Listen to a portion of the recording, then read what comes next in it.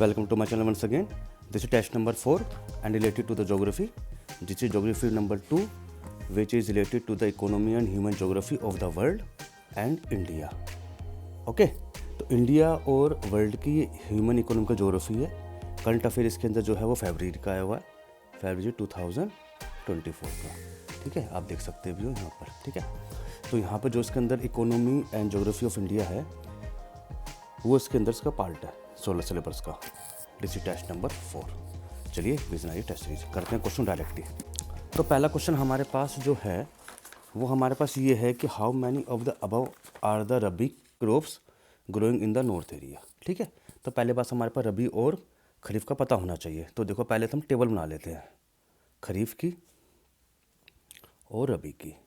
पहली बात हम रबी को हम देखेंगे तो ये जो ये उगती है, मतलब सिंपल सी भाषा में देखा जाए तो जब हमारे पास गर्मियाँ होती जब, मतलब जून से सितंबर. और जो रबी हमारे पास जो फसल होती है वो होती है एक तरह से हमारे पास अक्टूबर से मार्च के बीच में. जैसे जब हमारे पास हल्की हल्की सर्दियाँ होती हैं, जैसे हमारे पास फरवरी चल रही है तो सर्दी है ना, इस तरह से याद कर लो. जो रबी का मतलब हमारे पास विंटर्स और खरीफ का मतलब हमारे पास समर. तो इसके अंदर कौन कौन सी फसल आती हैं वो याद करो. एक आती है हमारे पास राइस, कॉटन, बाजरा, मैज़, जवार, ये आती है हमारे पास.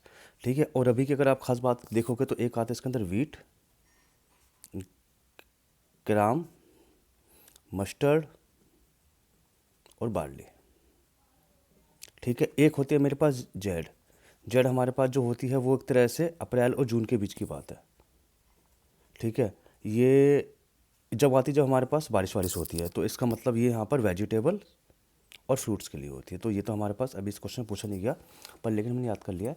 तो पहले क्वेश्चन के हिसाब से अगर हम देखें तो कह रहा है कि हमारे पास इनमें से कौन सी रबी फ्रूट है. तो रबी के अंदर हमारे पास कौन कौन सी आ गई है. तो हमारे पास ऑप्शन गलत हो गया, हमारे पास खरीफ में आ रहा है, ये खरीफ में आ रहा है और ये आ रहा है. तो आंसर कितना हो गया, ओनली 1 ए. ये आंसर हो गया इसका. ठीक है भाई, बाजरा देख लो ना, ज्वार और बाजरा कहाँ पर आ रहा है. ज्वार और बाजरा यहाँ पर आ गया ना हमारे पास. बाजरा आ गया और ज्वार आ गया कहाँ पर, खरीफ में. हम पूछे रबी के अंदर क्या आता है, तो ये हमारा पहला पार्ट हो गया. क्वेश्चन नंबर 2 के ऊपर चलते हैं. क्वेश्चन नंबर 2 पर चलते हैं. Consider the following statement reference to the INSAT 3D. INSAT 3D satellite के ऊपर चलते हैं हमारे पास. तो it is a weather forecasting satellite. पहली बात ये क्वेश्चन है हमारे पास. ठीक है, तो ये पहला गलत है. It is a primary use for the oceanic observation. ये ऑब्जर्वेशन और इन्वायरमेंट के लिए थी हमारे पास. ये इसका पैटर्न है, यूज़ कर रहे हैं हम इसको, सैटेलाइट को. इसे कहते हैं इनसैट 3D सैटेलाइट. तो वेदर फोरकास्टिंग के लिए नहीं है, ओशन ऑब्जर्वेशन के लिए. पहली बात ये गलत हुई. And it was launched by the GSLV-514. इसके द्वारा लॉन्च किया गया था, ना कि इसके द्वारा PSLV के द्वारा. तो उसका मतलब है दोनों ही गलत हो गए. तो आंसर हमारे पास हो गया डी. ठीक है जी. क्वेश्चन नंबर 3 पे चलते हैं. कहते हैं इनमें से कौन सा एरिया डिक्रीजिंग फॉर्म में लगाते हैं. जैसे क्वेश्चन हमें करना है तो आप देखो तो टोक्यो जो है एक तरह से जापान का शहर है. तो पॉपुलेशन के हिसाब से हम देखा जाए ना, हमारे पास जो टोक्यो है वो इसकी ज़्यादा पॉपुलेशन डिक्रीजिंग वाटर के कारण ये है हमारे पास कम है. फिर हमारे पास है न्यूयॉर्क है, फिर हमारे पास है कैम्ब्रिया. तो डिक्रीजिंग वाटर में हमने लगा दिया, तो हमारे पास है 3. सी आंसर है इसका. ठीक है, C21 आंसर हो गया इसका पहला. एक क्वेश्चन हमारे पास करते हैं. Question number 4. क्वेश्चन नंबर 4 हमारे पास है प्रधानमंत्री मत्स्य किसान समृद्धि सहाय योजना. ये मैंने पूछने पहले भी कराया था आपको लास्ट सीरीज के अंदर. तो under the schemes one time incentive to beneficiary to given to the fishery and aquaculture infrastructure development fund. ठीक है, ये हमारे पास गलत है. क्यों, इसके अंदर जितना ही फंड हमारे पास है, देखो 600 करोड़ की ये योजना है. इसके अंदर जो 50% है वो हमें दे रहा है world bank plus AFD. AFD का मतलब हमारे पास फ्रेंच डेवलपमेंट एजेंसी. और 50% हमारा जो और जो नेक्स्ट बचा है वो दे रहे हैं हमारे बेनिफिशियरी प्राइवेट कंपनीज. तो under this scheme one time incentive beneficiary to given, पूरा वन टाइम नहीं है, 50% ये दे रहा है, 50% ये दे रहा है. तो पहला गलत हुआ. It is intent to promoting the large fishing corporation on the one time development. ऐसा नहीं है, लार्ज फिशिंग नहीं, माइक्रो लेवल पे भी डेवलप करने की कोशिश की जा रही है इसको. तो उसको एक तरह से माइक्रो इंटरप्राइजेस का पार्ट है. तो ये भी गलत हमारे पास हुआ.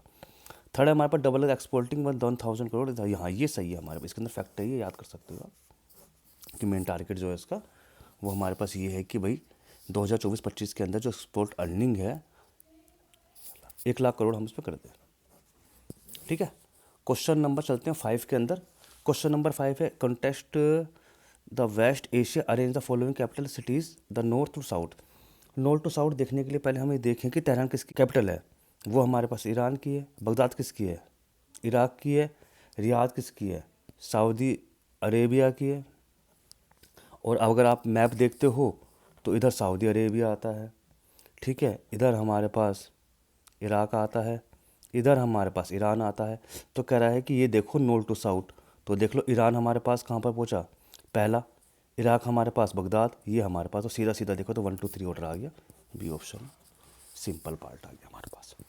ठीक है, तो एक है हमारे पास इंडिया वाटरवेज 1, तो 1 जो है हमारे पास India waterways is connected Allahabad Haldia, ये हमारे पास सही है, बिल्कुल सही क्वेश्चन है हमारे पास। नेशनल हाईवे 2 कोंतापुरम एंड कोलम, पैसे जो कोतमपुरम और कोलम को जो कनेक्ट करता है ना, वो नेशनल हाईवे नंबर हमारे पास 3 है, तो ये ना हो कि यहाँ 3 आएगा, तो ये सही होता, तो मतलब ये पार्ट हमारा गलत हो गया। National highway 3 Sadiya and Dhubri, national highway 3 जो है सिदाई, तो मैंने बताया ये 3 का यहाँ पर है। बेसिकली ये 2 का पार्ट है, ये 2 का पार्ट है। ठीक है, तो मतलब 1 2 3 तो हो गए। अगर एक चीज़ और बताया था एक्स्ट्रा मैं आपको, नेशनल हाईवे 4, नेशनल हाईवे 4 हमारे पास गोदावरी और कृष्णा के बीच का है, पार्ट है, याद कर सकते हो। नेशनल हाईवे 5 ये हमारे पास रिवर ब्रह्मानी रिवर के ऊपर है। और एक हमारे पास है नेशनल हाईवे 6, ये भी ख़त्म करो, ये वाटर बॉडीज है बिटवीन लखीमपुर और भांगा ऑफ बरक रिवर, तो ऐसे याद कर सकते हो आप, सब खत्म। तो उसका मतलब क्या 1 हो गया, आंसर इसका है 1। क्वेश्चन नंबर 7 पे चलते हैं हमारे पास, consider the following statement integrated the steel plants. Steel plant हमारे पास पहला देखो राउरकेला, तो राउरकेला हमारे पास ये उड़ीसा के अंदर, याद करो, और किसकी हेल्प से लगा गया था, जर्मनी के अंदर से। ठीक है, पहली बात। और ये हमारे पास सुबर रेखा रिवर पे नहीं, ये सुबर रेखा रिवर पे नहीं है, ब्रह्मानी रिवर पे है, तो यहाँ पर हो गया ब्रह्मानी रिवर, तो पहला तो गलत हो गया। तो राउरकेला हमारे पास उड़ीसा के अंदर है, it's by stabilize by the using of help of Germany. Durgapur हमारे पास कहाँ पर है, वेस्ट बंगाल के अंदर है, किसके हेल्प से बनाया गया था हमारे पास, यूके यूनाइटेड किंगडम। और ये दामोदर नदी पे, ये बिल्कुल ठीक है। एक है टिस्को, ये कहाँ पर है हमारे पास, जमशेदपुर के अंदर, मतलब जमशेदपुर झारखंड। ठीक है, ठीक है।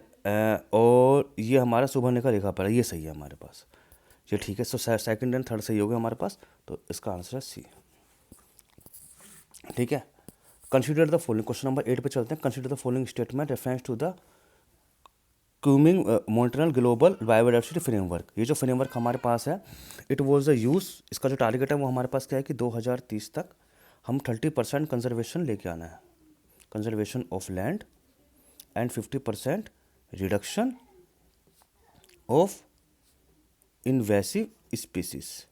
तो क्या करा है, restoration habitat of the migrated species from the one target, ये इसका ये नहीं है जो मैंने बताया आपको, 2030 से 30% हम कंजर्वेशन ऑफ लैंड है, 50% reduction in the invasive species है, तो गलत होगी। It is implementation is the financed by the global biodiversity framework GFF, ये सही है हमारे पास, आंसर है इसका 2, इसका आंसर है हमारे पास 2। Question number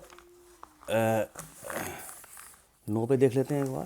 question number 9, which of the following is a water bodies side end of the sea of the Marmara. देखो मरमरा अगर हम देखेंगे ना, सीज ऑफ मरमरा हमारे पास इधर पड़ता है, जबकि इधर हमारे पास ब्लैक सी पड़ता है, और इधर हमारे पास पड़ता है हमारे पास कौन सा, ईजियन सी, तो उसका मतलब इसका आंसर है डी, याद करने वाली बात है। ठीक है, क्वेश्चन नंबर 10 पे चलते हैं। With the reference of the human geography linear pattern and cross pattern, कौन सा किसका टाइप है, रूरल डेवलपमेंट का। लीनियर पैटर्न क्या होता है, मान लो ये नदियाँ हैं, तो यहाँ पे चार तरफ ये रहना शुरू कर देते हैं, इसे कहते हैं लीनियर पैटर्न। और क्रॉस पैटर्न क्या होता है, जब ये आके मिल जाती हैं तो यहाँ पे रहना शुरू कर देते हैं, यहाँ रहना शुरू कर देते, क्रॉस पैटर्न टी पॉइंट पे आने के बाद। तो क्रॉस पैटर्न, लीनियर पैटर्न और बहुत पार्ट आधा। क्वेश्चन नंबर 10 मैंने करा दिए, मैं आपको आज दोबारा कराऊंगा 20 question. Thank you for the watching.